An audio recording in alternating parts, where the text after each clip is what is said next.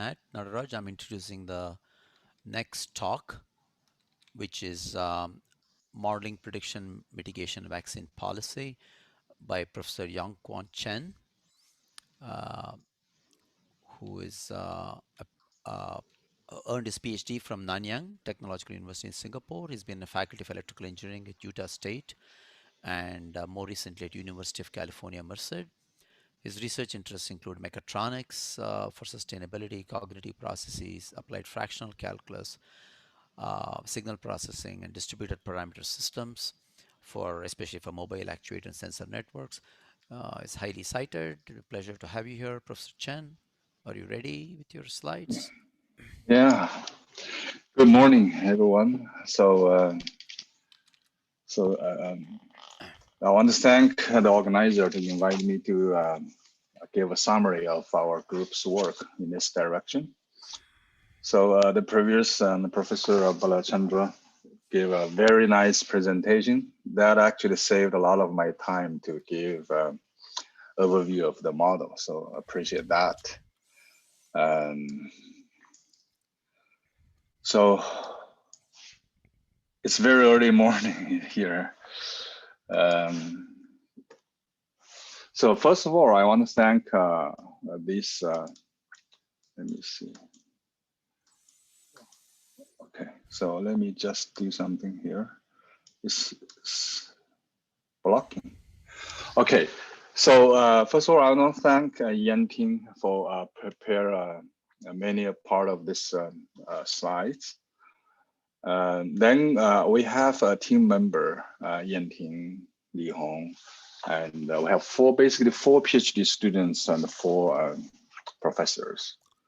I also have a mathematician, statistician, and also computer science, Dr. Henrik Niers.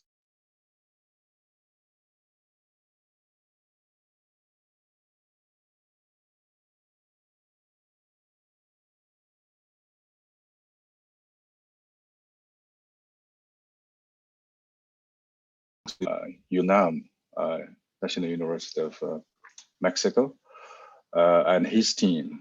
Okay, so then we had a regular meeting on that, and also thank the MIDAS consortium, some models of infectious disease agent study, and the COVID is only part of it. It's only part of it. There are many other infectious diseases studied in this consortium. Learn a lot. So I'm sorry to interrupt, Professor Chen, but yes, we have a couple of minutes if you want to try to fix that bar. If you seem to have. Oh, this is 19. Oh, okay. That's interesting. Is this one? You have a blue bar on the right. Is everybody seeing that? Left and right. Oh, okay.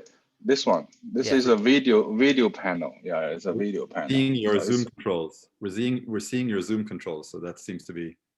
Is it okay now? This is certainly better.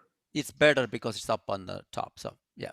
Let me do hiding floating meeting control. This probably is even No, it's better. the video panel. I think you hit the meeting controls instead of hiding the video panel. Now it's better. Yes, hide the video panel as well. If you go there to the same menu, you'll see hide video panel. The same menu. Okay. Yeah, there you go. Hiding floating meeting panel. That's good. Okay, thank you. So now everything is clear. It just came back. Yes, is okay? No, it just came back in the middle of the slide. Can you just go back and just undo what you just did, the very last thing? Hide the floating meat controls. Yeah, that's good.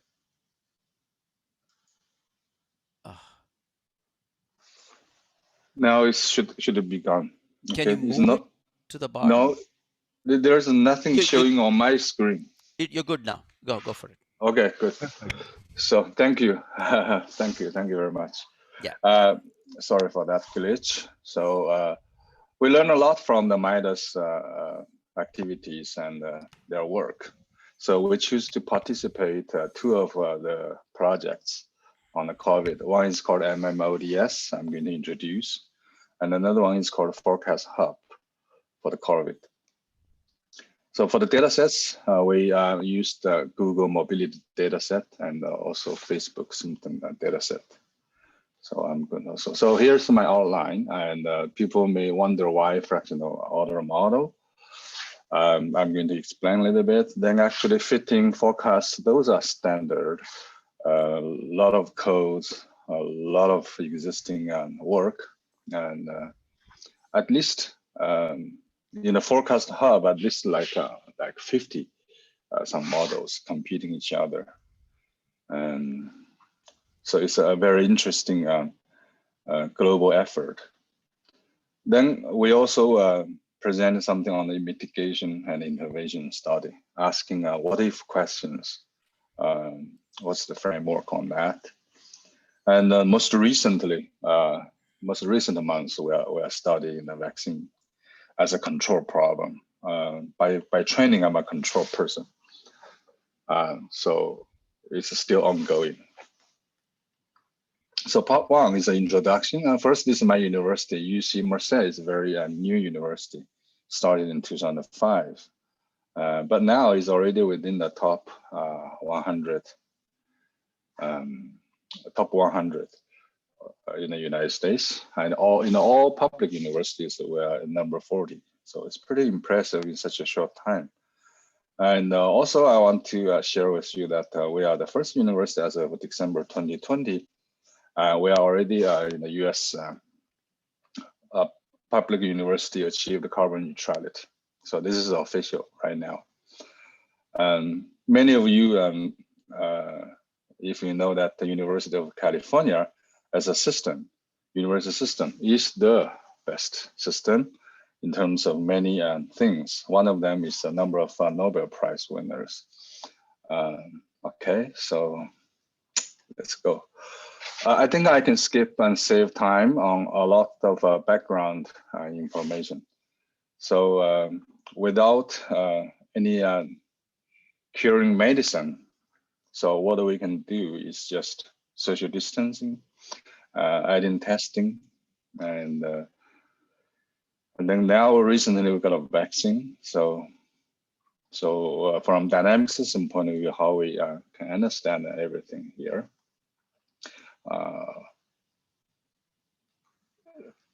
So this is a global. I think I can skip this one too.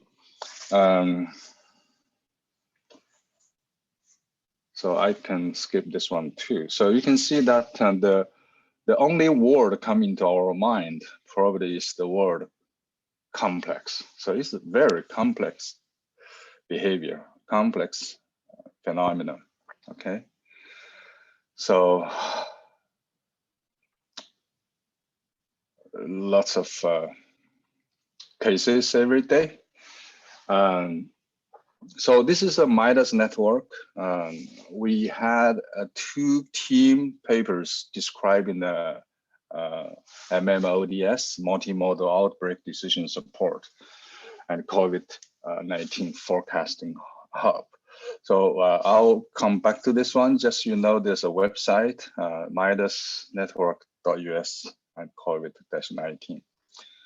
So we need a global effort to fight this. So there's some personal experience. On December 30th, 2019, I was actually in Wuhan. I left Wuhan last day of 2019. So basically, we just, the virus just missed me, okay, basically. We were having a workshop in there with about maybe 30 people in a room. But looks like the China gave the public notice. When I was in the high-speed train, December 31st in the morning, I received a public health notice from the WeChat messaging system. So there is an infectious virus spreading human to human. So that's all in my file right now. So after a while, I start to think about, wow, we should do something in March. So basically, my group didn't start to do anything linked to COVID research until March. So I set up this website. It's our group effort, document our work. So until March. So It's still less than a year until today. So I'm going to introduce our effort. You have seen our group. So then the first question is why fractional order model? If we go back a slide, you can see our project, initially the web page is called Fractional Order Spreading Dynamics, because I believe this is fractional order immediately, because I have been doing this topic for a long time. But in a very brief, short time, how can you convince people? How can I convince my student? So this is a big problem. I need to learn how to do that. So fortunately, there's a book that helped me to do that.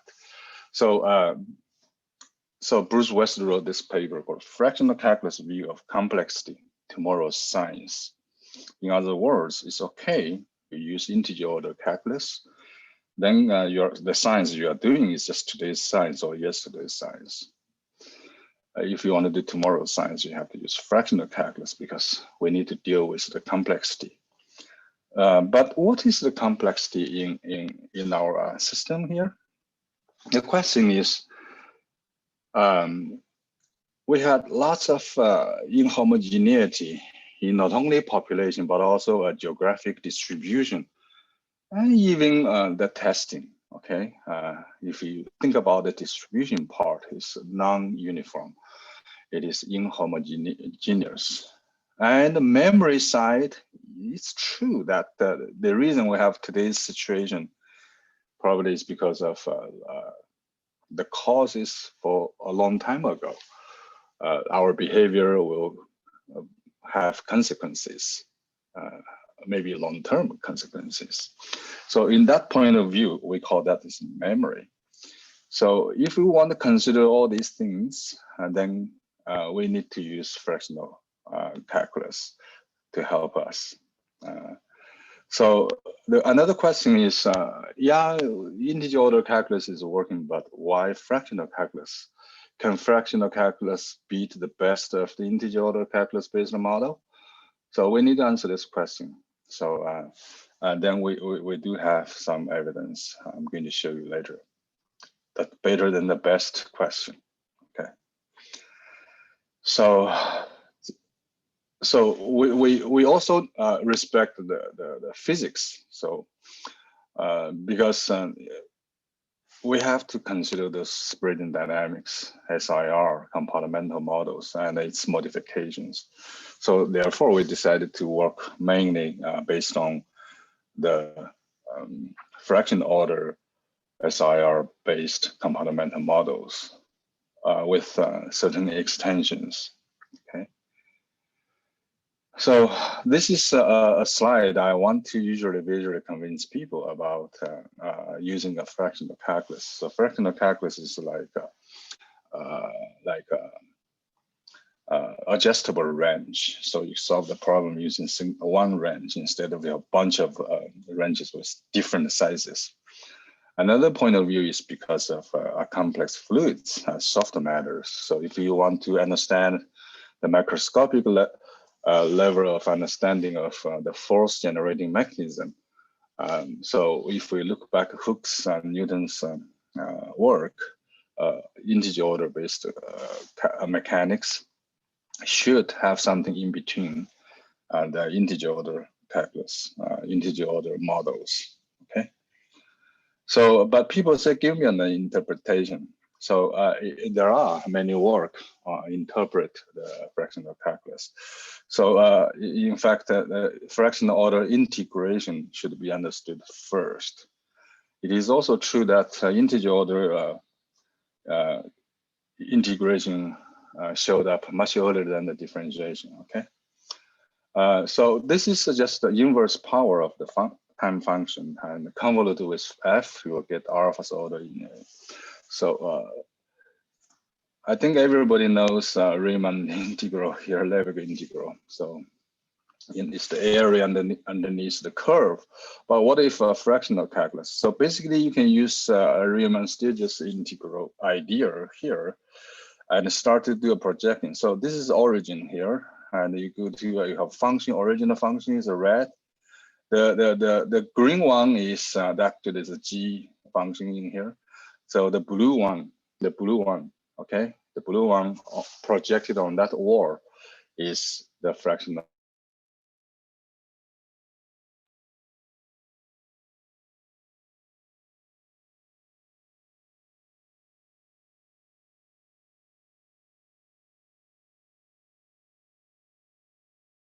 Is convince his people in his time about how to quantify the change in the 1665. So it ends up with the look is the slope, okay? But the slope is a very local concept. So say for example, for this Weierstrass function, then there is no integer order derivative exist.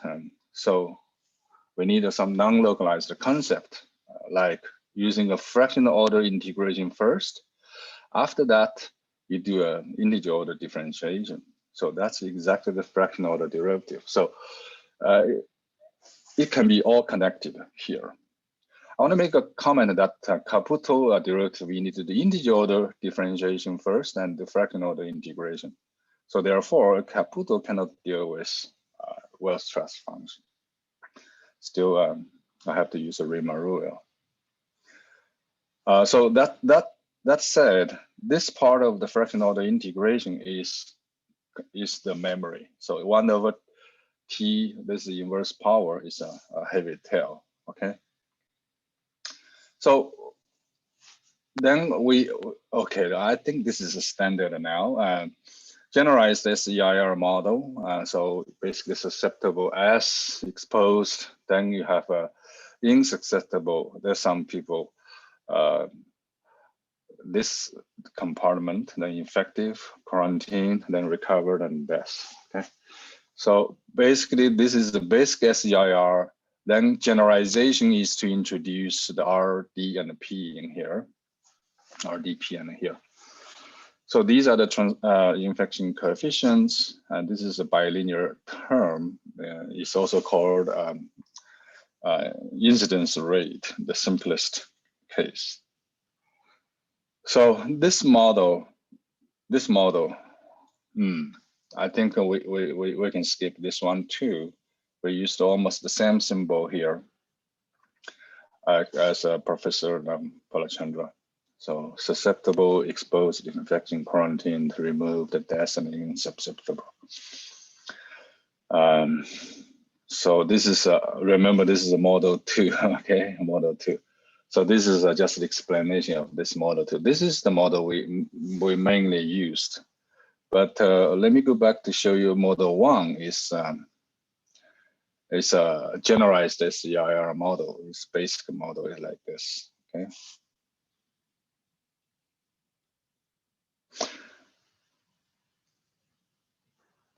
So now, so this is SEIR model. So we consider this bilinear term in here. This is a model 2, okay? It's a model 2.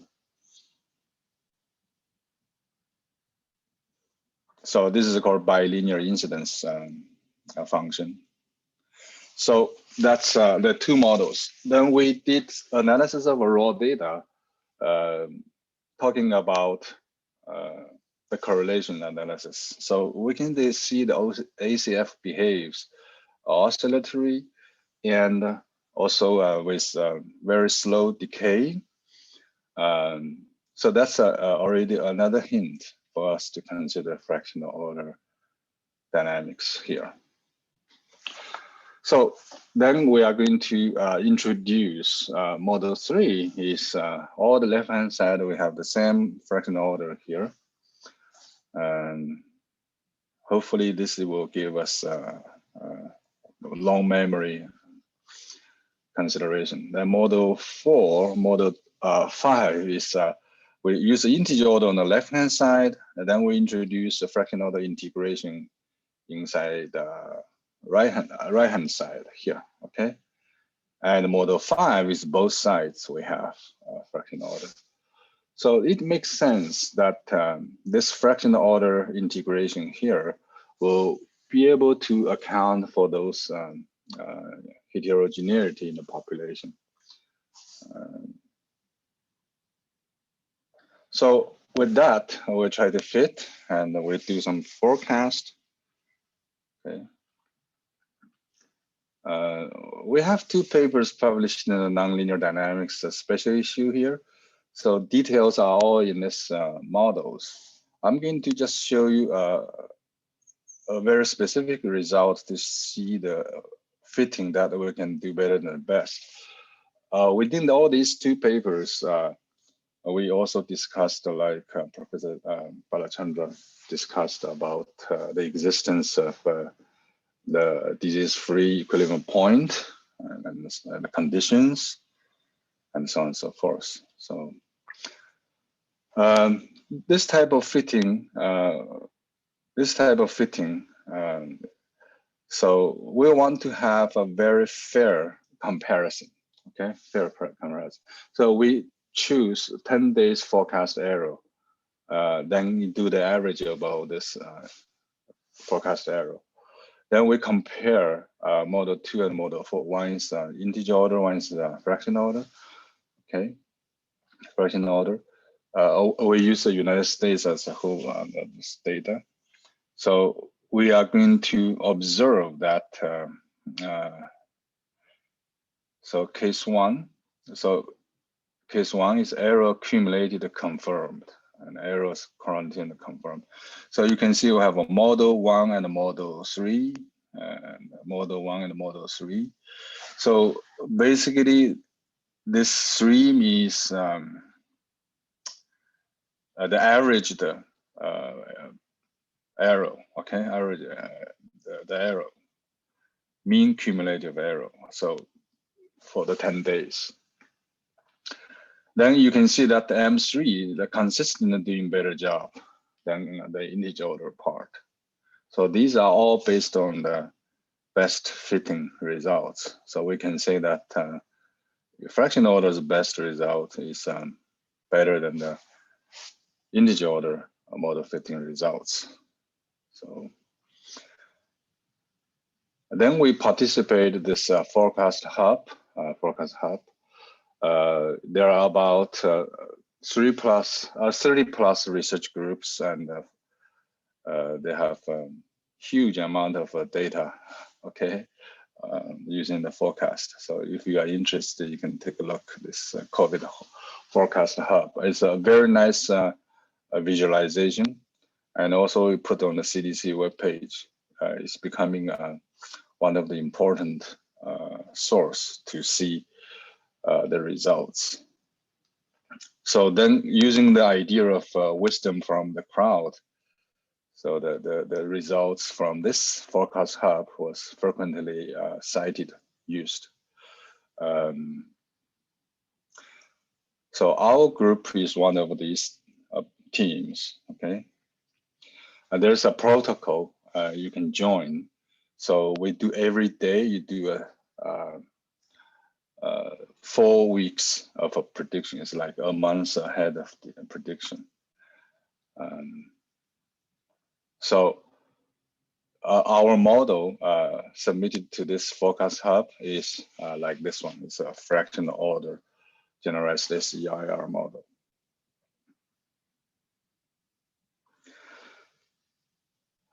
This is just some of the features of the forecast hub you can see. And it is a month and probabilistic prediction. You can choose the different predictors, different models, and also show the ensemble. Okay, it's pretty well-developed interface. This is UC Merced Mesa lab. Is my lab's server is in here. So, and very interesting. I want to mention that people naturally will ask which model performs better. They don't do this side-by-side comparison, but most recently they are trying to do an evaluation of the model prediction qualities. It's a still ongoing effort. They can do different states, okay, different states, even at state level, yeah, state level. So I think in the interest of time, I'll go very quickly. So that is a model and fitting. So everybody agrees that models is meaningless if it don't serve a purpose. So in the control area, mainly people say, oh, modeling for what? For control, for better control. So here, modeling is to provide decision making intervention as a scientific basis. So this is actually based on a most recent science paper talking about MMods, decision support. So we joined this one. And so there are, here we have 4 intervention scenarios. So what if I continue with the current workspace closed? So what's the prediction trend? And open the workspace for 2 weeks. Then after the peak, open the workspace when the number of daily cases is at 1% of the peak. So if you reach the 1% of peak, then you just open it, okay? Otherwise, you close, okay? Then, so this immediately relax all current restrictions. And so this is called all open, all closed. So we are going to see what's the difference between all these intervention strategies. I'm sorry to interrupt. Can you try to Yes. wrap it up in 3 to 4 minutes so we'll have some time for questions? Yeah, okay, sorry. Then we can go a little bit quicker. So this is a probabilistic collaboration. Then we can, so this is just like 2 weeks mitigation. And we're going to do probabilistic prediction. So we run many of the cases. Again, we used a fractional model to submit all our predictions. Then also we consider the big data using for the statistics about this age structured model, okay? So, and we also can give a guidance for the decision makers. So after that, we joined this Facebook symptom challenge. So they have a lots of data talking about phone calls, doctor visits, and so on and so forth. We used this symptom challenge, we'll be able to use not only the mobility information, this is the percentage of mobility reduction, but also we can infer the psychological effect in the data analysis based on this data, okay? So, so then we introduced the saturated incidence rate into that to account for the psychological effect studied also in the literature. We did this study into this model. It's more time dependent. And we do a prediction and show that the infectious rate correlated with this mobility. So see the results change, okay? So last, I'm going to finish. This is almost my last slide. So receding horizon control is something we are studying right now. It's part of our proposal to the original grant program. It's under review. So I want to conclude this talk by saying that the future work, we are going to focus mainly on the multimodal probabilistic prediction in the future. And for the decision-making support with multiple models and using the receding horizon control for the vaccine study. So what's going on right now, we're using a MATLAB toolbox, solving general optimal control problems, studying the COVID vaccine optimal policies. Okay, so thank you for your attention. Sorry for a little bit over the time. So I'm ready to answer your questions. Okay.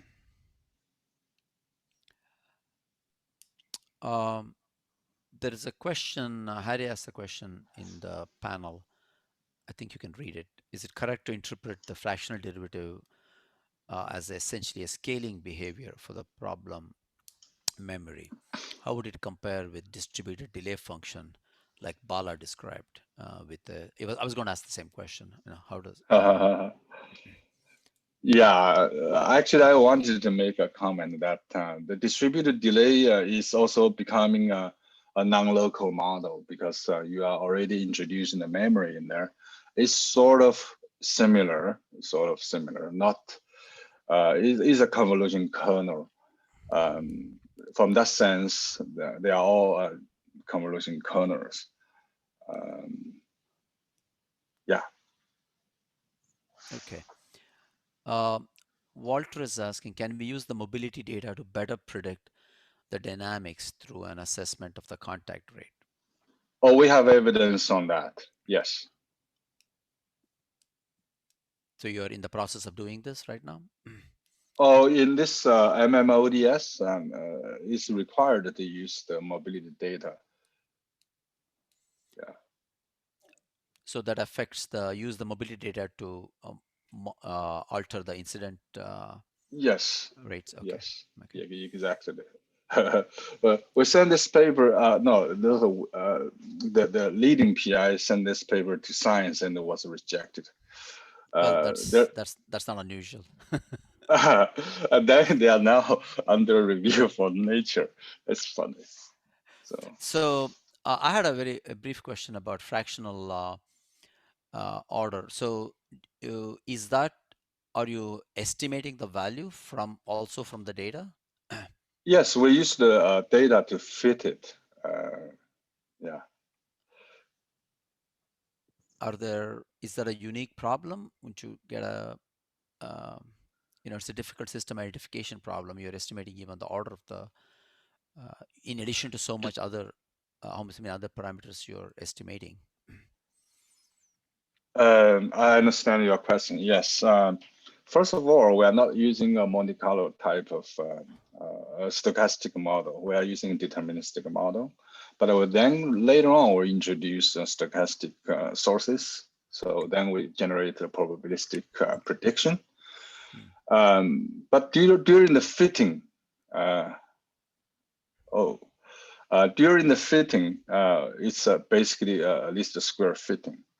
What we didn't go with the popular method is we went through the MATLAB Simulink, what is called SLDO, Simulink Design Optimization Toolbox.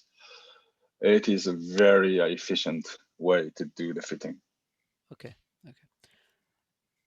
Okay. Excellent. There are no more questions. I just wanted to concur with Walter, who posted a point here that it's very impressive that you focus such intense efforts over just over less than a year on a topic that's so different from your area, and it's very, So I have a very big team. It's very impressive work and a very interesting talk. Gives us a lot Thank of you. food for thought. Right? Yeah, it's still a lot of work awaiting us. Yeah, we're still working on that. Harry has a question. I didn't get it. Harry. I asked this question to you, which you answered. Oh, okay, okay. Okay. All right, Yeah, he nice. went away to drink his espresso, I think. So. I'm so sorry. I used too much of my time. 7:30. No, I mean, it's good timing. So it's good we're ready timing. to. Oh, I Yeah. was So constantly under thank you time very pressure. much. I'm afraid we have to stop here because we have. Thank you for chairing this next talk session. to get to. Yeah. Thank you very much. And I know I was tweaking Harry, so I'm sorry. I didn't mean to give a wrong impression. He lost connection out of, he didn't have control over it, so he didn't walk away. Okay.